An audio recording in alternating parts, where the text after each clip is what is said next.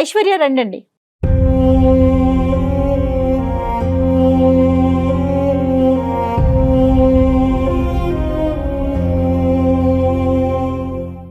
నమస్తే ఐశ్వర్య, ఎక్కడి నుంచి వచ్చారు? నేను ఖమ్మం నుంచి వచ్చానండి.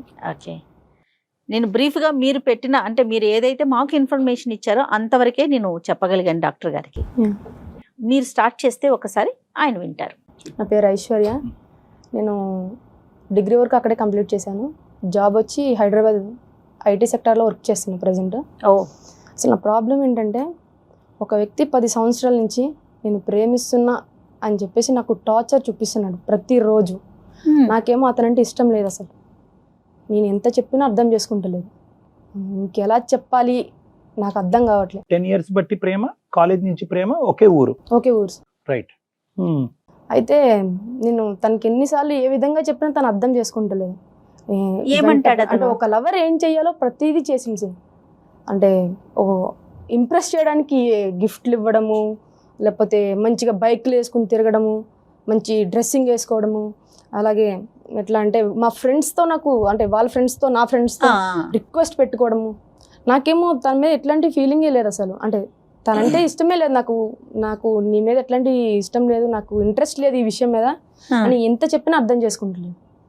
నాకు అతని దగ్గర నుంచి అతని నుంచి నాకు విముక్తి కావాలి. నేను మెయిన్ ఈ ప్రోగ్రామ్ రావడానికి కూడా రీజన్ అదే. నాకు టార్చర్ తప్పాలి. చెప్పించారు ఐశ్వర్య మీరు? చెప్పించానండి. అయినా కూడా నన్నే నా ఫ్రెండ్స్ నన్ను తిట్టారు. నీకేమైంది, అంత మంచి వ్యక్తి, అంత మంచిగా ఉంటాడు, బాగోడా అంటే చాలా బాగుంటాడు, నీకేం ప్రాబ్లం వచ్చింది ఆ అబ్బాయి యాక్సెప్ట్ చేయడానికి అని చెప్పేసి. అవును సార్, మీ ఫ్రెండ్స్ అనేవారు. ఓకే, అంతకు ముందు నీకు ఎవరైనా ప్రపోజ్ చేయడం ప్రీవియస్ గా ఒక క్రష్ అనేది ఉందా? లేదు సార్, అలాంటిది కూడా ఎప్పుడు లేదు. ఇదే ఫస్ట్ లవ్, ఒక అబ్బాయి నీ వెంట పట్టడం ఇదే ఫస్ట్ టైం. కంటిన్యూస్ గా 10 years పాటు కంటిన్యూస్ గా వెంట పడతాను. ఏది నువ్వు ఇన్ని సందర్భాల్లో నీకు దన్నారా బాబు అని చెప్పినా కూడా, తిట్టినా కూడా సార్, వాడు ఫోన్ చేసిన ప్రతిసారి నాకు ఒక ఎట్లా అంటే టార్చర్. ఇంకా తన దగ్గర నుంచి నేను ఎట్లా అంటే నేను చాలా నెంబర్ బ్లాక్ చేసిన తనది.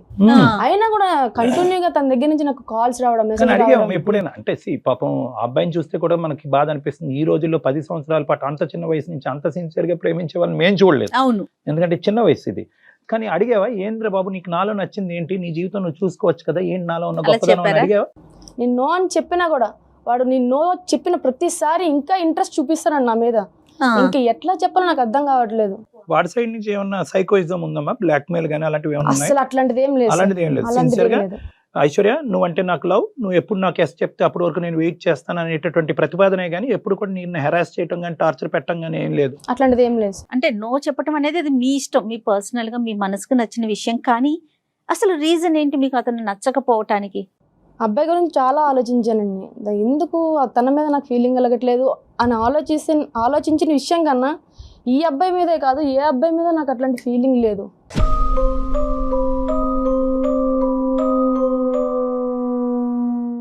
ఏ అబ్బాయిని నేను అట్లా ట్రీట్ చేయలేకపోయినా, ఎవరితో ఓపెన్గా మాట్లాడలేకపోయినాను. వాళ్ళు మాట్లాడిన కామెంట్ చేసిన సీరియస్గా చూడడం తప్ప నేను ఎప్పుడు వాళ్ళకి రివర్స్ మాట్లాడడం కానీ సమాధానం చెప్పడం కానీ ఏం చేయలేదు. ఇప్పుడు అరౌండ్ 23-24 ఉంటావు కదా ఐశ్వర్య నువ్వు? 25. Yes. అంటే దగ్గర 15 years నుంచి ఒక ప్రేమ వ్యవహారాలు బంధాలు ఇలాంటివన్నీ తెలియటానికి ఒక 15 years అనుకుందాం. ఈ 10 years బట్టి నువ్వు ఒక్క సందర్భంలో కూడా ఒక అబ్బాయితో అట్రాక్ట్ అవటం కానీ, ఈ అబ్బాయి బాగున్నాడు, ఈ అబ్బాయితో నా జీవిత భాగస్వామి అవుతానే ఫీలింగ్ ఎక్కడ రాలేదమ్మా? రాలేదు. ఎక్కడ రాలేదు.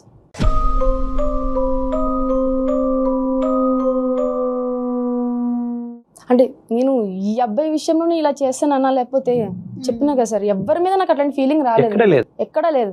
ఒకవేళ నా దగ్గర నాలో ఏమైనా ప్రాబ్లం ఉందేమో అని ఒక రోజు నేను నైట్ నన్ను నేను క్వశ్చన్ చేసుకుంటున్నా. నన్ను నేను ప్రశ్నించుకున్న తర్వాత నేను ఎప్పుడైతే హైదరాబాద్ వచ్చి జాబ్ చేస్తున్నానో అప్పుడు మా ఆఫీస్లో ఒక అమ్మాయి జాయిన్ అయ్యారు. చాలా అందంగా ఉంటుంది, టాప్ టు బాటమ్. నాకు చాలా అట్రాక్ట్ అయ్యాను ఆ అమ్మాయికి. ఎందుకో తెలియదు, నాకు అమ్మాయి అంటే ఇంట్రెస్ట్ ఎక్కువైపోయింది. తనతో మాట్లాడాలి, తన పక్కనే ఉండాలి ఇట్లా అనిపించింది. అప్పుడు అనుకున్నా ఇది కూడా తప్పే. అంటే ఇప్పుడు ఉన్న సొసైటీ విషయం తీసుకుంటే, సొసైటీ విషయంలో ఇప్పుడు నేను చేసే తప్పు ఇది కరెక్టా కాదా? నన్ను నేను అంటే ఎన్నో నిద్రలేని రాత్రులు గడిపినాను. నాకు అర్థం కాలేదు అసలు.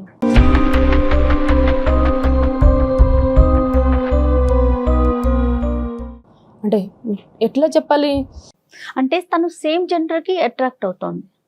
అంటే అంతేనా మరి తను- అంతేనా ఐశ్వర్య అంటే మీరు? ఇప్పుడు అమ్మ ఒక ఆడపిల్ల ఇంకో ఆడపిల్ల అందంగా తయారైంది అని అనుకోవటం విచిత్రం ఏమీ లేదు. నువ్వు ఎలా అట్రాక్ట్ అవుతున్నావు అనేది ఇక్కడ ప్రధానమైనటువంటి టైప్ అంశం. Of feeling? అంటే ఇమోషనల్ గా, అంటే అందాన్ని పొగట్టము, అందాన్ని ఎప్రిషియేట్ చేయటం ఒక ఎత్తు అయితే కనుక ఇమోషనల్ గా ఆడపిల్లకి కనెక్ట్ అవటం, ఆ అమ్మాయిని నీ పక్కన ఉండేటట్టుగా ఊహించుకోవటం, ఆ అమ్మాయి నా పార్ట్నర్ అవుతే బాగున్నట్టుగా ఊహించుకోవటం, ఆ లెవెల్కి వెళ్తుందా అని ఆలోచన అడుగుతుంది. ఒక ఆడపిల్లనైనా నేను ఇంకో అమ్మాయికి అట్రాక్ట్ అవుతున్నాను, ఆమెతో ఉండాలి, ఆమెను హక్ చేసుకోవాలి, ఆమెతో నా లవ్ ట్రాక్ నడపాలి అని అనిపిస్తుంది.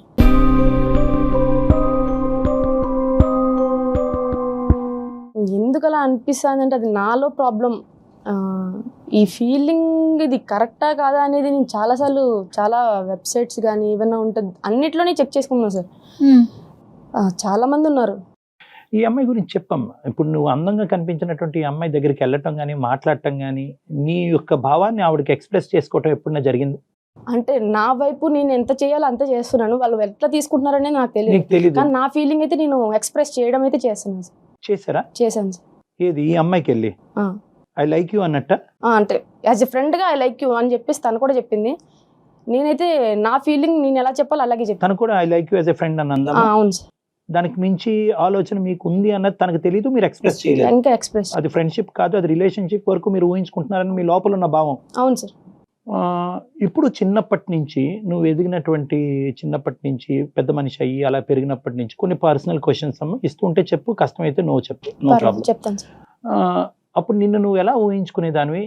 నీ నీ నీ నీ రూపురేఖలు కానీ లేదంటే నీ యొక్క ప్రైవేట్ పార్ట్స్ కానీ ఇవి చూసుకున్నప్పుడు మీకు అది కన్వీనియంట్గా అనిపించేదా, అన్కంఫర్టబుల్గా అనిపించేదా? స్నానం చేసినప్పుడు కానీ అద్దంలో చూసుకున్నప్పుడు కానీ? అంటే నాకు ఎవరైనా మంచిగా అబ్బాయి ఒక క్లాసీ డ్రెస్ వేసుకుంటే ఆ డ్రెస్ నేను వేసుకోవాలి. చిన్నప్పుడు ఒక 8 years ఉన్నప్పుడు నా కటింగ్ కూడా నార్మల్గా బేబీ కటింగ్ అట్లా ఉండేది సార్, అబ్బాయి లాగా. ఆ గెటప్ అట్లా వేసుకోవడం, అంటే ఇంట్లో మా బ్రదర్ అలాగా ఉండేవాడు, తన బట్టలు వేసుకుని అట్లా చూసుకోవడం అద్దంలో. టాంబాయ్ అంటారు కదా, అలా ఉండాలని అనిపించేది. కానీ తల్లిదండ్రులు ఏమనేవారు? అలా వద్దు, ఆ డ్రెస్ ఏంటి తీసి అబ్బాయి డ్రెస్. తిట్టేవారు, కొట్టేవారు కూడా. కొట్టేవారు, అబ్బాయి లాగా వేసుకున్నావు, అమ్మాయి అయింది అది ఇది అని చెప్పేసి. కానీ నాకు ఇష్టం, వాళ్ళు ఉన్నప్పుడు కూడా నేను ఇంకా ఆ పద్ధతిని నేను మార్చుకోలేదు సార్. నేనైతే అట్లా నాకు ఇష్టమైనప్పుడల్లా వేసుకోవడము. నేను స్టడీస్ అయిపోగానేనండి ఎప్పుడైతే ప్రొఫెషనల్ ఫీల్డ్కి అడుగు పెట్టానో అప్పుడు నా గెటప్ మొత్తం నేను చేంజ్ చేసుకున్నా. ఒక అబ్బాయి లాగా, అబ్బాయి యాజ్ ఏ అబ్బాయి ఎట్లా ఉంటాడో నేను నా గెటప్ని అట్లా చేంజ్ చేసుకున్నాను. మీ ఫీలింగ్స్ చెప్పారా ఇంట్లో? చెప్పానండి, మా అమ్మగారికి చెప్పాను. ఏం చెప్పారు? వాళ్ళు ఎప్పుడు వెళ్ళినా ఏదైనా హాలిడేస్కి వెళ్ళి ఏదైనా పండగ ఇయర్లీ వన్స్ కూడా ఒక్కొక్కసారి వెళ్ళానండి. నేను ఇయర్లీ ఒకసారి వెళ్ళాను. అప్పుడు పెళ్లి టాపిక్ తీసుకొచ్చారనమాట. ఒక అబ్బాయి ఉన్నారు, ఇట్లా సంబంధం వచ్చింది, చేసుకో అని చెప్పేసి. అని నేను అన్నా, అప్పుడు నాకు పెళ్లి చేసుకునే ఆలోచన అయితే లేదు, అబ్బాయిని చేసుకునే ఆలోచన అస్సలు లేదు, నాకు ఎందుకు అమ్మాయి అంటే ఇష్టం అని చెప్పేసి చెప్తే, పిచ్చి పట్టిందా నీకేమైనా పిచ్చిదానిలా మాట్లాడుతున్నావు అని చెప్పేసి కొట్టి పడేశారు అన్నమాట. నా ఫీలింగ్ నేను ఎక్స్ప్రెస్ చేస్తుంటే అర్థం చేసుకునే సిచ్యువేషన్లో వాళ్ళు లేరు.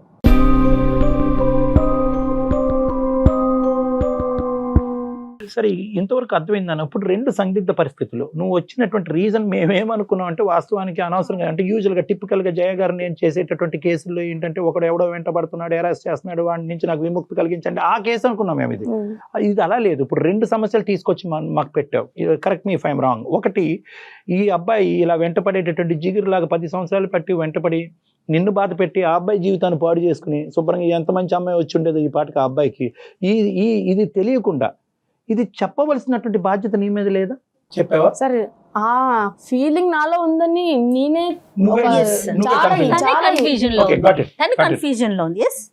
అంటే ఈ ఫీలింగ్ నేను ఫీల్ అవుతున్నాను, దానివల్ల నేను ఎంత సఫర్ అవుతున్నాను నాకు తెలుసు. ఒకటి ఏంటంటే ఇటువంటి సందిగ్ధంలో ఉండే ఆడపిల్లలు, అబ్బాయిలు అయితే కనుక మాకు అమ్మాయిలా ఉండాలని, అమ్మాయిలు ఏమో వచ్చి అబ్బాయిలా ఉండాలని రకరకాలు ఉంటాయి. బేసిక్లీ నేనేమంటానంటే దీన్నే మనం LGBTQ ప్రిన్సిపల్ అని అంటూ ఉంటాం. జెండర్ అంటే నేను మగాడినా ఆడదాన్న, అది జెండర్, అది పుట్టుకతో నిర్ణయించబడుతుంది. అది శరీర అవయవాలు బట్టి, ప్రైవేట్ పార్ట్స్ బట్టి అది నిర్ణయం చేసుకోవటం జరుగుతూ ఉంటుంది. ఇంకోటి ఏంటంటే సెక్షువాలిటీ, అంటే నేను ఎవరికి అట్రాక్ట్ అవుతున్నాను, నేను అబ్బాయినే కానీ నేను అమ్మాయికి అట్రాక్ట్ అవుతున్నానా, అబ్బాయికి అట్రాక్ట్ అవుతున్నానా, ఇది యూజువల్గా హార్మోనల్ ప్రభావం వల్ల ఒక వయసు వచ్చాక తేలుతుంది. కానీ ఇది ఖచ్చితంగా ఒక హార్మోన్ టెస్ట్ చేయటం వల్ల తెలియదు. ఇది ఒక ఫీలింగ్, ఒక ఇంటర్నల్ మైండ్కి సంబంధించినటువంటి ఒక ఫీలింగ్. ఆ అమ్మాయి ఈ రోజు ఇంత సందిగ్ధ పరిస్థితిలో మన దగ్గరికి ఎందుకు వచ్చిందంటే కనుక ఆ అమ్మాయికి ఎవరికి చెప్పుకోలేకపోతుంది. చెప్తే కనుక అందరూ హాస్యాస్పదం చేస్తున్నారు, ఏంటి నవ్వుతున్నారు, ఏంటి పిచ్చా నీకేం ప్రాబ్లం వచ్చిందని. అమ్మా ఐశ్వర్య, 2 ప్రశ్నలు. అంటే మాకు క్లారిటీ రావటం గురించి. ఆ అబ్బాయికి చెప్పలేదు కాబట్టి మీ ద్వారా చెప్పడానికి ఇక్కడికి వచ్చానని అంటున్నావా, లేదంటే నేను ఎవరు అనే ప్రశ్న వెతుక్కుంటూ మీ దగ్గరికి వచ్చాను అంటున్నావా? రెండు సార్. రెండు. ఏది పెద్దది? నేను ఎవరు అనేది నాకు మెయిన్ థింగ్ సార్. అది ఇప్పుడు నేను ఒక అమ్మాయిలో పుట్టి నాకు అమ్మాయి మీద ఫీలింగ్స్ కలుగుతున్నాయంటే అది నా జన్మతః వచ్చింది. నేను చేసుకున్న తప్పు కాదు సార్, అది నేను చేసిన తప్పు కాదు అది అస్సలు. అలా నాకు రావడం, నేను దాన్ని ఎక్స్ప్రెస్ చేసుకోలేకపోతున్నాను, ఎవరికి చెప్పుకోలేకపోతున్నాను. దానివల్ల నేను ఎంత టార్చర్ అనుభవిస్తున్నానో నాకే తెలుసు.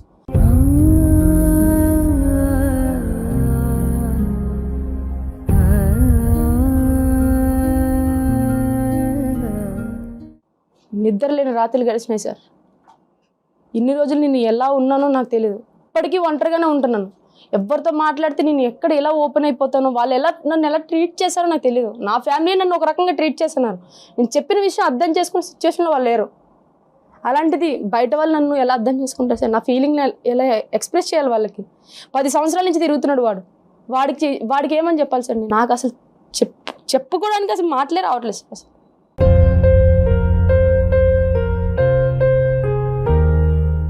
నాకున్నాయి మీరు అడిగినట్టు రెండే ఉన్నాయి సార్. నాకు వాడి దగ్గర నుంచి విముక్తి కావాలి. ఇంకోటి నేనేంటి అనేది నాకు క్లారిటీ కావాలి. దానికోసమే నేను ఈ ప్రోగ్రామ్కి వచ్చాను. వాడి దగ్గర నుంచి విముక్తి పెద్ద కష్టం కాదమ్మా. ఈ బ్రేకింగ్ న్యూస్ చెప్తే 2 నిమిషాల్లో చట్టబట్ట వేసుకుని పారిపోతాడు వాడు. అదైతే క్లియర్. అందుగురించి మాకు అనిపించేది ఏంటంటే వాడిని అనవసరంగా ట్రబుల్ చేసామేమో అని అనిపిస్తుంది. నా బాధ నేను చెప్తున్నాను, నా కడుపులో బాధ. నువ్వు చెప్పుకోలేకపోవటం అనేటటువంటిది వేరే విషయం, ఎందుకు చెప్పుకోలేకపోయినది వేరే. వాడికి ఎప్పుడైతే కనుక బాబు నువ్వని కాదు కదా, నాకు ఏ మగాడితో అట్రాక్షన్ లేదు, నా పరిస్థితి ఇది అని చెప్పుంటే వాడు వెళ్ళిపోతాడు. వాడు ఏమనుకుంటున్నాడు అనేది ఒకసారి నువ్వు ఫోన్ కలుపుది కానీ కావాలంటే మేము మాట్లాడతాం. అది నెంబర్ 1. నెంబర్ 2, నీ ఇష్యూ అంటావమ్మా, అది బయలాజికల్గా లోపల నుంచి వచ్చేటటువంటి ఒక మార్పు. ఇందాక నువ్వు జన్మ తరహా అన్నావు చూడు, పుట్టుకతో వచ్చినటువంటి ఒక వ్యవహారం, ఒక హార్మోనల్ ప్రభావం, ఒక బయలాజికల్ నీడ్ అనేటటువంటి సంస్థలో మనం లేము ఈరోజు. కాబట్టి అది కొద్ది కాంప్లెక్స్. కాబట్టి దానికి ఏం చేయాలి అనేది తర్వాత మాట్లాడదాం. ఫస్ట్ ఉదయ్తో మనం మాట్లాడి అతన్ని సందిగ్ధ పరిస్థితుల్లోంచి బయట వేద్దామా అనే దాని గురించి నువ్వు ఒక్కసారి ఆలోచించుకో. ఉదయ్తో కలుపుదామా ఫోన్? ఉదయ్తో మాట్లాడదాం. కలుపుదాం సార్. ఎక్కడున్నాడు ఇప్పుడు అబ్బాయి? ఖమ్మంలోనే ఉన్నాడు సార్. మరి కాల్ చేద్దామా అతనికి? కాల్ చేయండి అమ్మా, కలపండి.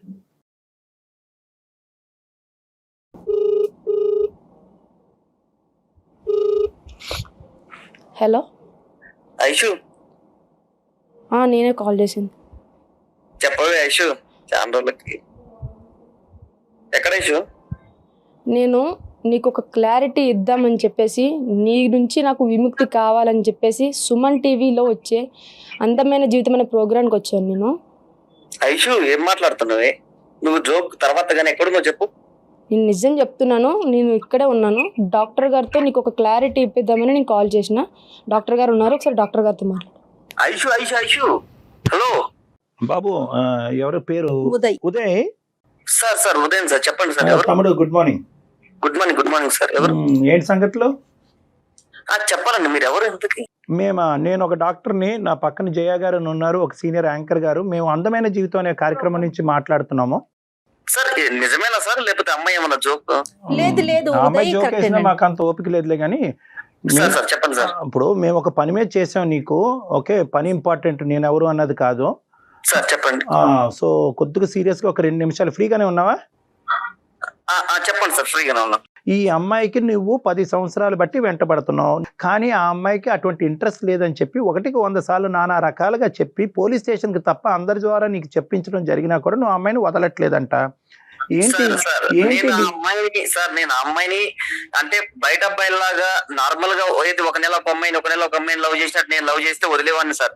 14 సంవత్సరాల నుంచి సార్. 14 అంటే నాకు 14 సంవత్సరాలు ఉన్నప్పటి నుంచి ఆ అమ్మాయిని చూస్తున్నాను. ఆ అమ్మాయి బిహేవియర్ అన్ని తెలుసు. తర్వాత ఆ అమ్మాయి ఎట్లుంటది ఏంటనేది ఆ అమ్మాయి మనసులో లవ్ చేశాను తప్ప నేను అమ్మాయిని శారీరకంగా లవ్ చేసినట్టయితే అసలు నేను అమ్మాయిని ఎప్పుడు వదిలేసేవాను సార్. నేను ఇప్పుడు వదలమంటే ఎలా వదులుతాను సార్? ఆ అమ్మాయి మా అంటే మా పెదనాంతో చెప్పిస్తాను, వాళ్ళతో చెప్పిస్తా, వీళ్ళతో చెప్పిస్తాను, నన్ను వదిలేయి, నన్ను ఎందుకు రాయబడి పడుతున్నావు పిచ్చోడు అది నన్ను అంటుంది సార్. కరెక్టే ఉదయ్. నువ్వు లవ్ చేయటం కాదు కదా, అవతల వ్యక్తి నుంచి కూడా ఉండాలి కదా సేమ్. నువ్వంటే నాకు వద్దు అని మొదటి నుంచి ఈ అమ్మాయి అంటుంది. ఎక్కడ నిన్ను డైలమాలోని కన్ఫ్యూజన్లో పెట్టలేదు. కొంత దూరం ప్రయాణం చేసిన తర్వాత నువ్వు గుడ్ బై అని చెప్పినటువంటి అమ్మాయి కాదు. నీ ప్రేమ ఎంత స్వచ్ఛమైందో ఆ అమ్మాయి ఒపీనియన్ కూడా అంత స్వచ్ఛమైంది. క్లియర్ గా ఉంది ఆ కదా అమ్మాయి ఎక్కడ నీతో డ్రామా ఆడలేదు. అలాగా సార్ నేను అమ్మాయి నాకు మధ్యలో కూడా ఎప్పుడు చెప్పలేదు సార్. నేను ఒక 5 సంవత్సరాల తర్వాత 6 సంవత్సరాల తర్వాత కూడా ఎప్పుడు చెప్పలేదు సార్. అమ్మాయి నన్ను చూస్తుంది, తర్వాత నేను అమ్మాయిని చూస్తున్నా. నేను అమ్మాయికి ఎక్కడికి పోతే అక్కడికి, వాళ్ళ అమ్మమ్మ ఇంటికి వెళ్ళినా కూడా అక్కడికి కూడా వెళ్ళి అమ్మాయిని మామూలుగా ఎప్పుడు అబ్జర్వేషన్ లో ఉన్నాను సార్. నేను అమ్మాయిని ఇప్పటికీ నేను చెప్తూనే ఉన్నా, ప్రపోజల్ పెడుతూనే ఉన్నా, ఎప్పటికీ రిజెక్ట్ చేయలేదు సార్. అమ్మాయి మధ్యలో దాకా కూడా ఒక 5-6 సంవత్సరాల దాకా కూడా. కాదు ఉదయ్, నువ్వు ఇన్ని సంవత్సరాల నుంచి ట్రై చేసానా? నేను ఎప్పుడైనా నేను లవ్ చేసానా అన్న మ్యాటర్ ఎప్పుడైనా చెప్పినా? నువ్వంటే నాకు ఇష్టం లేదనే కదా చెప్తాను. ఎందుకని నన్ను ఫాలో అవుతున్నావు? ఐషు నేను చెప్పేది ఐషు, నా కోపం తిప్పేది. నువ్వు లవ్ చేస్తున్నావు, నీ కోపం ఏంది? నా కోపం వస్తుంది. నీ వల్ల నాకు టార్చర్ అవుతుంది. ఐషు నేను ఇష్టం లేదనుకో నువ్వు ఏనాడు చెప్పలేదు ఇన్ని సంవత్సరాల్లో. ఇష్టం లేదంటే నువ్వు అసలు నాకు అసలు నచ్చలేదని ముందే చెప్పినా కదా. ఇష్టం లేదని చెప్పబడం ఏంది? నువ్వు ఫాలో అయ్యి నీ టైం నువ్వు వేస్ట్ చేసుకుంటున్నావు. నేను తిరిగి నా వెనకాల నేనేమి అడగలే కదా. ఐషు ఒకటి గుర్తుంచుకో ఐషు, ఇప్పుడు నేను పెళ్లి చేయాలంటే మా ఇంట్లో ఎప్పుడో పెళ్లి చేసేవాళ్ళే నాకు. చేసుకోపో, చేసుకోపో. కానీ నేను నిన్ను నమ్ముకొని ఐషు ఎప్పటికైనా నాకు పడతాను ఒక కాన్ఫిడెన్స్ తో నీ అమ్మడి తిరిగిన ఖచ్చితంగా ఈ అమ్మాయి కావాలనుకున్నావు. నీకు తెలియదు ఐషు, మన క్లాస్మేట్స్ ఎంత ఎమ్మడి పడేవాళ్ళు నా ఎమ్మటి. ఎల్లు వాళ్ళతో ట్రై చేసుకో. అయితే మరి నన్ను వదిలేమని చెప్తున్నా కదా నీకు. 10 సంవత్సరాలు నీతో నేను తిరుగుతాను ఐషు.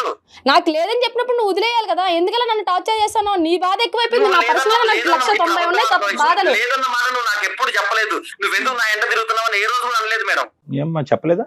నాకు ఇష్టం లేదని చెప్పడం అంటే అదే కదా సార్ అర్థం. దాన్ని వేరే ఎలా తీసుకుంటారు నాకు అర్థం కావట్లేదు. కాదు ఉదయ్, ఇక్కడ ఎలా అనిపిస్తుంది అంటే కనుక ఆ అమ్మాయి నిన్ను దూరం తోసే కొద్దీ నువ్వు దగ్గర అవడానికి ప్రయత్నం చేస్తున్నట్టు అనిపిస్తుంది.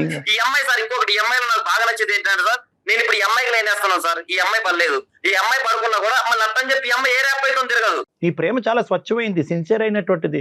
కానీ ఇక్కడ ఉండేటటువంటి సమస్యలో ఇంకొక యాంగిల్ కూడా ఉంది. ఆ అమ్మాయి ఇప్పుడుకొచ్చి నీకు అది చెప్పలేదు, చెప్పలేకపోయింది ఆ అమ్మాయి. ఇప్పుడు ఆ యాంగిల్ గురించి ఇప్పుడు ఆ అమ్మాయిని మేము చెప్పమంటాం. అది విన్న తర్వాత నువ్వేమంటావో ఒకసారి ఆలోచించుకో. అరే ఏం మాట్లాడుతున్నావురా? నాకున్న పర్సనల్ ప్రాబ్లం నాకు ఎక్కువ, లేకపోతే నీ ప్రాబ్లం నాకు ఎక్కువ అనుకోవాలా? నీ టార్చర్ ఎక్కువైపోయింది నాకు నీ నుంచి విముక్తి కావాలని చెప్పేసి నేను ఈ ప్రోగ్రామ్కి వచ్చింది. ఐషు ఏదన్నా ఉంటే నువ్వు రా, పర్సనల్ మనం కూర్చొని మాట్లాడదాం. ఏంటి మాట్లాడేది? నాకు అసలు నేను చూడాలంటేనే చిరాకు వస్తుంది నువ్వు చేసిన ప్రవర్తనకి. నేను ముందు నుంచే చెప్తున్నా, నాకు నచ్చలేదు, నాకు వద్దని చెప్తున్నప్పుడు నీ పని నువ్వు చూసుకో. ఎందుకలా నాకు టార్చర్ చేసిన ప్రతిరోజు ఫోన్లు, కాళ్ళు, మెసేజ్లు ఏంటి అన్ని నాకు? ఒకసారి డాక్టర్ గారికి ఏంటి ఐషు? లేదా నేను ఇక్కడే ఉన్నావు, అందరూ స్పీకర్లోనే ఉన్నావు. కానీ ఉదయ్ సార్ ఒకటి సార్, మీరు ఏదైనా చేయండి సార్, కానీ నాకైతే న్యాయం చేయండి. నాకైతే ఆ అమ్మాయి కావాలి సార్. అమ్మాయిని ఖచ్చితంగా నేను పెళ్లి చేసుకోవాలి సార్. నువ్వు ఎక్కడ దొరికావయ్యా బాబు? నువ్వు అది కాదు, నువ్వు ఒక మాట అమ్మాయి అంది ఇక్కడ. ఏంటి నీ పర్సనల్ ప్రాబ్లం, నీ పర్సనల్ ప్రాబ్లం నా పర్సనల్ ప్రాబ్లం కూడా అన్నట్టు అడగాలి. ఫస్ట్ అడుగు ఆ మాట. ఏంటి తన పర్సనల్ ప్రాబ్లం అని అడుగు. అది తెలుసుకో ముందు. సార్ దానికి నేను అగ్రీ సార్. ఐషు చెప్పు, నీ పర్సనల్ ప్రాబ్లం ఏంటో చెప్పు ఐషు. ఏదన్నా సొల్యూషన్ అంటే నేను కూడా ఖచ్చితంగా ఇద్దరం కలిసే చేద్దాం ఐషు. నీకు ఆ క్లారిటీ ఇవ్వడానికి నేను ఈ ప్రోగ్రామ్కి వచ్చాను. అసలు నా పర్సనల్ ప్రాబ్లం ఏంటి అంటే, నాకు నీ మీదనే కాదు, నీ చుట్టూ ఉన్న అబ్బాయిల మీద, నాకు ఎవ్వరి మీద కూడా ఎటువంటి ఫీలింగ్ లేదు. నాకు అబ్బాయిల మీదనే ఫీలింగ్ లేదు.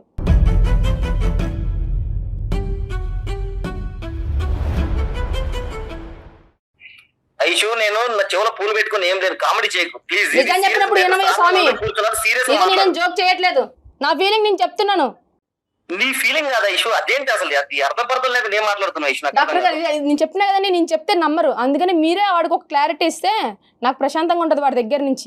బాబు ఉదయ్ సార్, ఇప్పుడు ఆ అమ్మాయి ఒక మాట చెప్పింది, దయచేసి ఒక 2 నిమిషాలు ఆలోచించుకో. ఆ అమ్మాయి ఏమీ ఇక్కడ నాటకం ఆడట్లేదు. నువ్వు బహుశా ఏంటంటే నిన్ను తప్పించుకునేటటువంటి ప్రయత్నంలో ఆ అబ్బాయిలకి ఇంట్రెస్ట్ చూపెట్టరు అనే ఒక కొత్త నాటకం ఆడుతుంది అన్నట్టు నువ్వు అనుకుంటున్నావు. కానీ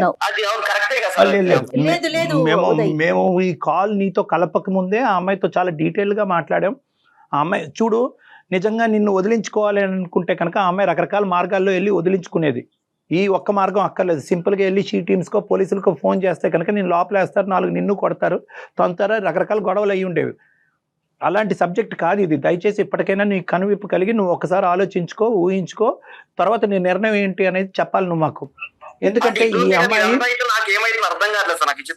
ఒక 2 నిమిషాలు వెంటనే నీ యాంగ్జైటీ తగ్గుతుంది.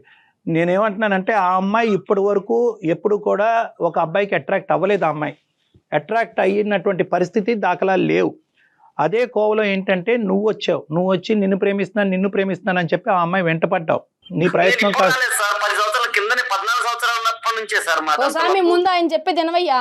కాదు విను, ఒక్క 2 నిమిషాలు. నీ అనవసరంగా నీ టైం వృధా చేసుకుంటున్నావు, నీ భవిష్యత్తును పాడు చేసుకుంటున్నావు.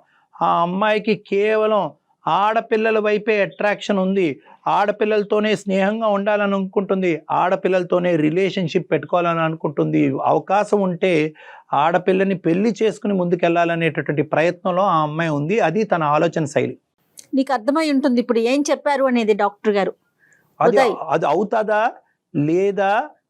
ఉదయ్ ఉన్నావా? ఉదయ్ ఆడక్కడ కళ్ళు తిరిగి పడు. ఉదయ్ సార్ ఏం జరుగుతుంది సార్ నాకు అర్థం కాదు.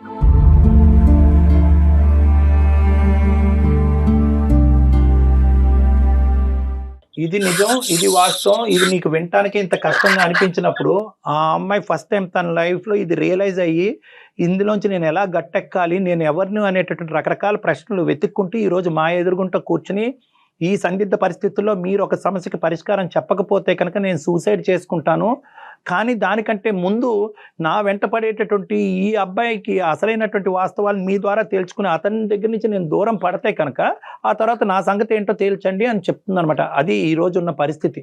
అందుకు నేను మీకు కాల్ చేశాం. ఏంటి సార్ నాకేం అర్థం కాదు. నీకేం అర్థం కాదు, చాలా టైం పడుతుంది, కాసేపు కూర్చొని ఆలోచించుకో. ఇది వాస్తవం, ఇది నిజం. ఇప్పుడు తనొక్కటి చెప్తే మిమ్మల్ని అవాయిడ్ చేస్తుంది అనుకోవచ్చు. త్రూ ఛానల్ ద్వారా, మా ద్వారా, డాక్టర్ గారి ద్వారా చెప్పిస్తోంది. ఎందుకంటే నువ్వు అర్థం చేసుకొని నీ జీవితం నువ్వు ముందుకు వెళ్ళాలనే ఒక ఉద్దేశంతోనే తను ఈ రోజు రివీల్ చేసింది. ఇప్పటి వరకు ఎక్కడ రివీల్ చేయని విషయాన్ని ఇప్పుడు రివీల్ చేసింది. 2 రోజులు 2 నెలలు 6 నెలలు లవ్ చేయలేదు మేడం. 10 సంవత్సరాలు లవ్ చేసిన. బాబు నువ్వు 10 సంవత్సరాల నుంచి లవ్ చేసా అంటున్నా. 10 సంవత్సరాల నుంచి నా గురించి నీకేం తెలుసు చెప్పు? ఏం తెలుసుకున్నావు చెప్పు నా గురించి. వద్దులే అమ్మ.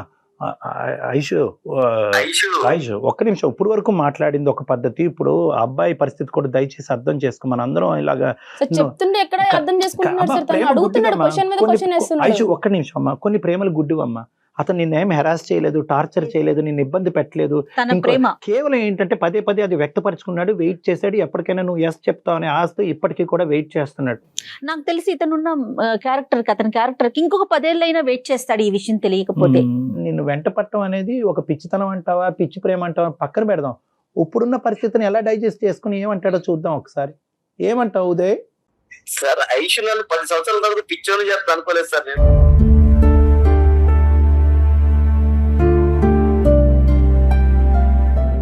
కాదు, ప్రేమించేవు నాన్న, కాదనట్లేదు. ఇప్పుడు ఏం చేద్దాం చెప్పు. నేను కూడా ఐషు తెలుసు సార్, నేను చాలా పాజిటివ్ వేస్ లోనే వెళ్తాను సార్. పాజిటివ్ నే ఉంటాను నేను ఐషు విషయంలో, కానీ ఎక్కడ ఏ విషయంలో పాజిటివ్ ఉండదు. కానీ ఇంత నెగిటివ్ మ్యాటర్ నాకు ఇంత నెగిటివ్ చెప్పడం వల్ల నేను చాలా కోలుకోలేకపోతున్నాను సార్. నువ్వు విన్నది నిజమే. దీని గురించి ప్రత్యేకమైన విశ్లేషణ అక్కర్లేదు. ఐషు కోసం 10 సంవత్సరాలు వెయిట్ చేశాను సార్. వెయిట్ చేసిన తర్వాత ఇలా బాంబు పేల్చినట్టు నాకు ఇలా సడన్ గుండె పోయిన మాట చెప్పేశాను. నువ్వు ఇష్టం లేదు ఉదయ్, నేను ఏరే అబ్బాయిని పెళ్లి చేసుకుంటానంటే నేను ఒప్పుకోపోతుంది సార్. లేదు ఉదయం మా ఇంట్లో వాళ్ళ సంబంధం చూసిన అబ్బాయిని పెళ్లి చేసుకుంటా అంటే ఒప్పుకోపోతుంది సార్. ఇదేంటి సార్ విచిత్రంగా, నేను ఇంకొక అమ్మాయిని పెళ్లి చేసుకుంటా అంటే నేను ఒప్పుకోకపోవడానికి ఏముంది సార్ ఇక్కడ? నాకేం అర్థం కావట్లేదు. అది అందరికీ కన్ఫ్యూజన్.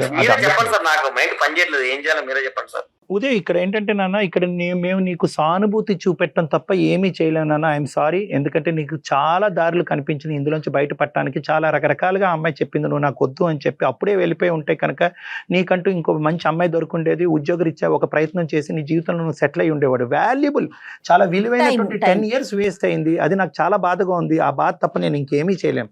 నువ్వు ఏదన్నా చేస్తే కనుక ప్లీజ్ ఆ అమ్మాయికి ఇంకో ముళ్ళులాగా నువ్వు ఉండకుండా నీ ప్రేమని ఒక మంచికే త్యాగం చేశాననేటటువంటి ఆలోచనతో ఒక ఫ్రెండ్లీ విధానంతో ఆ అమ్మాయికి సపోర్ట్ చేసేటటువంటి విధంగా నువ్వు ముందుకు రావాలని నా విజ్ఞప్తి. ఖచ్చితంగా సార్. ఈ 10 సంవత్సరాలు నా టైం వేస్ట్ అయినా ఎలా అయినా నేను దాన్ని అన్నింటి పక్కన పెట్టి ఈ రోజు అమ్మాయి ఏదైతే చేయాలనుకుంటుందో దాన్ని ఖచ్చితంగా నేను సపోర్ట్ చేస్తాను సార్. ఈ అమ్మాయి కోరికలు ఎలాగున్నప్పుడు మనం ఏం చేయలేము సార్. ఖచ్చితంగా నేనైతే అమ్మాయికి సపోర్ట్ చేస్తాను సార్. ఐషు నా సపోర్ట్ నీకు ఎప్పటికీ ఉంటుంది ఐషు. నేను సార్ వాళ్ళ ముందు చెప్తున్నా, నేను ఇబ్బంది పెట్టే ప్రసక్తి కూడా ఏది ఉండదు ఐషు. ఖచ్చితంగా సపోర్ట్ చేస్తాను. Thank you Uday, thank you so much. Thank you Aishu. Love you. Love you అంటాడు. కాదు ఐషు, ఇప్పుడున్న పరిస్థితుల్లో ఒక ఇష్యూ అయితే మేము రిజాల్వ్ చేసాము. ఇప్పుడు ఏంటంటే ఎవరైతే నీకు పక్కలో బల్లం అంటారో ఏమంటారో నాకు తెలియదు, కానీ కాలంలో ఒక ముళ్ళు అంటారో ఆ ముళ్ళను కాస్త నీకంటూ ఒక చేదోడు వాదోడుగా ఒక సపోర్ట్ కింద ఈ అబ్బాయిని మేము తయారు చేయగలిగాము. నెంబర్ 2, ఇప్పుడు ఈ అంశం గురించి మాట్లాడితే ఇందులో 2 రకాల కేటగిరీస్ ఉంటాయి. ఓకే, ఒకటి హోమోసెక్షువాలిటీ, రెండోది బైసెక్షువాలిటీ. నాకు సేమ్ సెక్స్తోనే ఎక్కువ అనిపిస్తుంది, అంటే ఒక ఆడపిల్లకి ఆడపిల్లతోనే, అబ్బాయితోనే అనిపిస్తుంది. ఈ ఒక విధంగా అంటారు. ఇది ఓన్లీ అట్రాక్షన్ వరకు. కొంతమంది ముందుకు వచ్చి ఏమంటారంటే, నాకు పూర్తిగా నేను అమ్మాయినైనా అబ్బాయిలా మారిపోవాలని అనిపిస్తుంది, నా అవయవాలు, నా గొంతుక, నా రూపురేఖలు అన్నీ మార్చుకోవాలని అనిపిస్తుంది. సో నాకు నువ్వు చెప్పవలసింది ఏంటంటే, నీ బాడీ పార్ట్స్కి నువ్వు ఎలా అయితే ఉన్నావో అది కూడా మార్చుకోవాలనేటటువంటి తపన, కోరిక నీకు ఉందా? లేదంటే కేవలం నేను ఎలా అయితే ఉన్నానో అలాగే ఉంటాను, ఒక ఆడపిల్లలాగే ఉంటాను, కానీ ఒక ఆడపిల్ల వైపు అట్రాక్ట్ అవుతున్నాను కాబట్టి ఆడపిల్లని పెళ్లి చేసుకుంటాను, ఒక ఆడపిల్లతో శారీరక పరమైనటువంటి సుఖాన్ని, ప్రయాణాన్ని కొనసాగిస్తాను అనేదా? ఈ రెండిట్లో ఏది? రెండు అనుకుంటున్నాను. రెండు అనుకుంటున్నారు. రెండు అంటే సాధ్యమా కళ్యాణ్ గారు? అమ్మ ఒకటమ్మా, జెండర్ ట్రాన్స్ఫర్మేషన్ అంటే నువ్వు ఆడపిల్లవి కంప్లీట్గా అబ్బాయిలా మారటం అంటే కనుక చాలా పెద్ద ప్రక్రియ. అన్ని హాస్పిటల్స్, అన్ని డాక్టర్స్, ప్రత్యేకంగా మన ఇండియాలో దాన్ని ఏకీభవించరు. దానికి చాలా సర్టిఫికేషన్ ప్రాసెస్ అనేది ఉంటుంది. అంటే ఒక సైకాట్రిస్ట్ సర్టిఫై చేయాలి, ఈ అమ్మాయి నిజంగా ఇలాగే ఆలోచించుకుంటుంది, ఇలాగే ఊహించుకుంటుంది అని చెప్పి ఒక సైకాట్రిస్ట్ సర్టిఫై చేయాలి. కంప్లీట్గా ఒక అబ్బాయి తీరులో, అంటే టెక్స్ట్ బుక్ బట్టి నేను చెప్తున్నాను, ఒక అబ్బాయి లాగా 1 సంవత్సరం పాటు మీరు బతకాలి.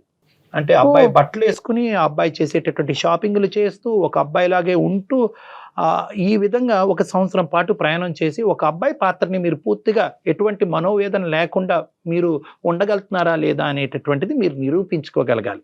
అలా నిరూపించుకుంటే, ఎందుకంటే ఇటువంటి సమస్యల్లో ఏంటంటే అమ్మాయి కింద, అబ్బాయి కింద మారిపోవడం చాలా కష్టం అమ్మ. ఎందుకంటే ఒకసారి మారిన తర్వాత ఇదేంటి సార్ నన్ను అబ్బాయి కింద మార్చేశారు, నేను అమ్మాయి కిందే ఉంటే బాగుండేదేమో అనేటటువంటి తిరిగి ప్రశ్న అడిగితే కనుక అది ఇర్రివర్సిబుల్. ఒకసారి డ్యామేజ్ అయిందంటే డ్యామేజ్, అంటే అది డ్యామేజ్, అంటే ఒక సర్జరీ అయిందంటే మళ్ళీ ఇర్రివర్సిబుల్. అది నువ్వు ఖచ్చితంగా బల్లగుద్ది ఒక మాట అంటున్నావు కాబట్టి ఇక్కడ ప్రధానంగా కావాల్సింది ఏంటంటే నీకు సపోర్ట్ సిస్టమ్ కావాలి, ఫ్యామిలీ సపోర్ట్ కావాలి.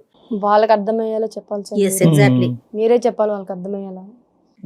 నాకు ఒకటి అనిపించిందమ్మా, ఫస్ట్ ఆఫ్ ఆల్ ఏంటంటే నేను నీతో మాట్లాడాలి, జెండర్ మార్చుకోవాలా లేదంటే ఒక వ్యక్తితో ప్రయాణం చేయాలా అనేటటువంటి 2 అంశాలు విడమర్చి మనం మాట్లాడుకుని కౌన్సిలింగ్ చేసిన తర్వాత మీ ఫ్యామిలీ మెంబర్స్ని మనం పిలుద్దాం.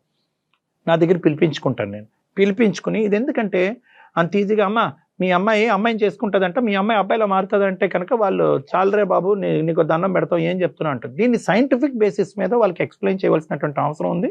ఎందుకంటే కనుక ఆ జనరేషన్ వాళ్ళకి, ఈ జనరేషన్ కొద్దిగా పర్లేదు కానీ ఆ జనరేషన్ అంటే మీ తల్లిదండ్రుల జనరేషన్ వాళ్ళకి కొద్దిగా ఈ అంశం అర్థం అవటం, ఎంత సైంటిఫిక్గా ఎక్స్ప్లెయిన్ చేసినా కూడా ఇది కల్చర్ వర్సెస్ సైన్స్, ఈ రెండిట్ల మధ్యన జరిగేటటువంటి యుద్ధం కాబట్టి వాళ్ళకి విడమర్చి చెప్పేటటువంటి విధానం చాలా సున్నితంగా, నాజుగ్గా, సైంటిఫిక్ బేసిస్ మీద మాట్లాడవలసినటువంటి అవసరం ఉంటుంది.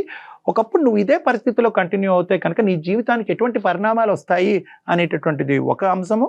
రెండోది ఏంటంటే వాళ్ళ ఆడపిల్లని ఈ విధంగా చూడటం అనేటటువంటిది వాళ్ళ ఇష్టం ఒకటే కాదు, వాళ్ళు వెళ్ళి నలుగురు మధ్యన బతకాలి ఈ సమాజంలో, వాళ్ళ పరిస్థితి ఏంటి అనేటటువంటిది అది కూడా నేను అర్థం చేసుకుని యూ వర్సెస్ దెమ్ అనేటటువంటిది బ్యాలెన్స్ చేసి మాట్లాడతాను. కానీ దానికంటే ఫస్ట్ స్టెప్ ఏంటంటే అసలు నువ్వు ఏ స్థాయిలో ఈ ఆలోచనలో లీనమయ్యో, ఏ స్థాయిలో మారాలి అని అనుకుంటున్నావు, ఏ స్థాయిలో ఒక ఆడపిల్లని పెళ్లి చేసుకుంటున్నావు అనేది ఫస్ట్ నా కౌన్సిలింగ్ ద్వారా మనం అసెస్మెంట్ చేసుకోవాలి.